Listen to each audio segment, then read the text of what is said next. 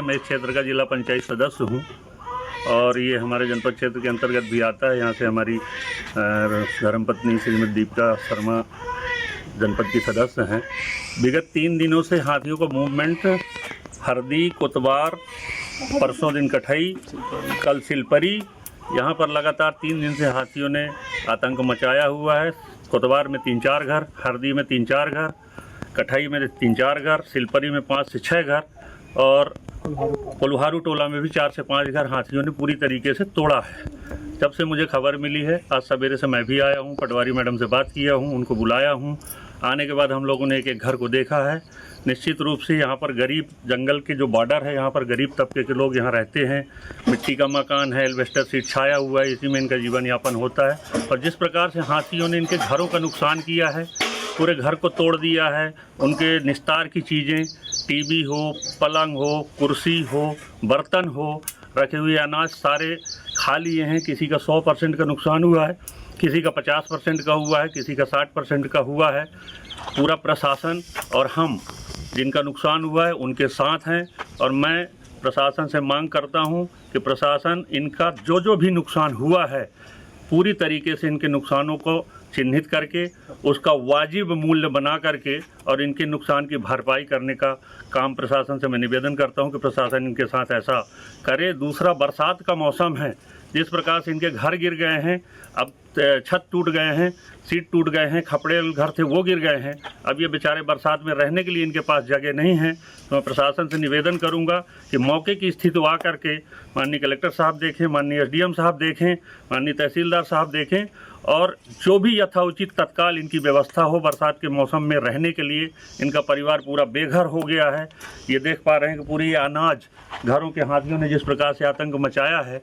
तो मैं तो प्रशासन से यही मांग करूंगा कि जो आपदा इनके साथ हुई है, निश्चित रूप से इनकी पूरी की पूरी मदद होनी चाहिए। सरकार से भी मेरा निवेदन है और प्रशासन से भी मेरा निवेदन है कि उनको उचित मुआवजा राशि, जिस प्रकार से इनका घर का नुकसान हुआ है, उतना मुआवजा राशि मिले। क्योंकि 3-4 वर्ष पहले भी यहाँ पर हाथियों का ऐसा ही आतंक हुआ था, जिसमें से लोगों के घरों का नुकसान हुआ था।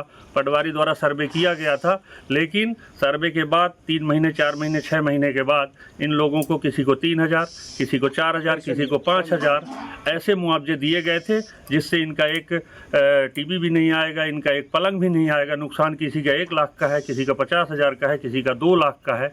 तो मैं प्रशासन से निवेदन करता हूं कि इस मामले को गंभीरता से लेते हुए, मौके को देखते हुए, हमारे साथ जो ये गांववासी, जो गरीब तबके के लोग हैं, जो घर से बेघर हो गए हैं, उनकी मदद करने का काम करें और इस नुकसानी से निजात दिलाने का काम करें।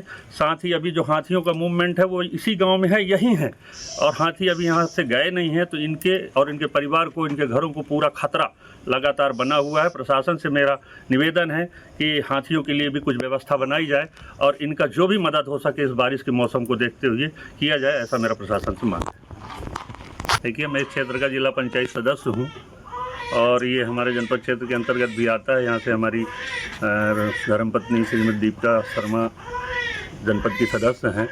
विगत 3 दिनों से हाथियों का मूवमेंट हरदी, कोतवार, परसों दिन कठई, कल सिलपरी, यहाँ पर लगातार 3 दिन से हाथियों ने आतंक मचाया हुआ है। कोतवार में 3-4 घर, हरदी में 3-4 घर, कठई में 3-4 घर, सिलपरी में 5 से 6 घर और कोल्हारू टोला में भी 4 से 5 घर हाथियों ने पूरी तरीके से तोड़ा है। जब से मुझे खबर मिली है, आज सवेरे से मैं भी आया हूँ, पटवारी मैडम से बात किया हूँ, उनको बुलाया हूँ। आने के बाद हम लोगों ने एक घर को देखा है। निश्चित रूप से यहाँ पर गरीब, जंगल के जो बॉर्डर है, यहाँ पर गरीब तबके के लोग यहाँ रहते हैं।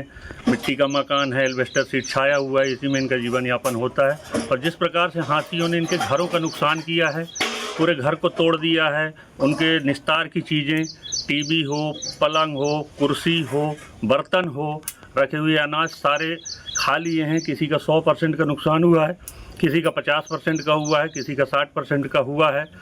पूरा प्रशासन और हम जिनका नुकसान हुआ है उनके साथ हैं और मैं प्रशासन से मांग करता हूं कि प्रशासन इनका जो भी नुकसान हुआ है पूरी तरीके से इनके नुकसानों को चिन्हित करके उसका वाजिब मूल्य बना करके और इनके नुकसान की भरपाई करने का काम प्रशासन से मैं निवेदन करता हूं कि प्रशासन इनके साथ ऐसा करे। दूसरा, बरसात का मौसम है, जिस प्रकार से इनके घर गिर गए हैं, अब छत टूट गए हैं, सीट टूट गए हैं, खपड़े घर थे वो गिर गए हैं, अब ये बेचारे बरसात में रहने के लिए इनके पास जगह नहीं है। तो मैं प्रशासन से निवेदन करूंगा कि मौके की स्थिति वा करके माननीय कलेक्टर साहब देखें, माननीय एसडीएम साहब देखें, माननीय तहसीलदार साहब देखें और जो भी यथाउचित तत्काल इनकी व्यवस्था हो। बरसात के मौसम में रहने के लिए इनका परिवार पूरा बेघर हो गया है।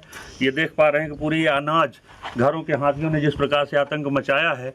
तो मैं तो प्रशासन से यही मांग करूंगा कि जो आपदा इनके साथ हुई है, निश्चित रूप से इनकी पूरी की पूरी मदद होनी चाहिए। सरकार से भी मेरा निवेदन है और प्रशासन से भी मेरा निवेदन है कि उनको उचित मुआवजा राशि, जिस प्रकार से इनका घर का नुकसान हुआ है, उतना मुआवजा राशि मिले। क्योंकि 3-4 वर्ष पहले भी यहाँ पर हाथियों का ऐसा ही आतंक हुआ था, जिसमें से लोगों के घरों का नुकसान हुआ था। पटवारी द्वारा सर्वे किया गया था, लेकिन सर्वे के बाद 3 महीने, 4 महीने, 6 महीने के बाद इन लोगों को किसी को 3,000, किसी को 4,000, किसी को 5,000 ऐसे मुआवजे दिए गए थे, जिससे इनका एक टीवी भी नहीं आएगा, इनका एक पलंग भी नहीं आएगा। नुकसान किसी का 1 लाख का है, किसी का 50,000 का है, किसी का 2 लाख का है। तो मैं प्रशासन से निवेदन करता हूं कि इस मामले को गंभीरता से लेते हुए, मौके को देखते हुए, हमारे साथ जो ये गांववासी, जो गरीब तबके के लोग हैं, जो घर से बेघर हो गए हैं, उनकी मदद करने का काम करें और इस नुकसानी से निजात दिलाने का काम करें।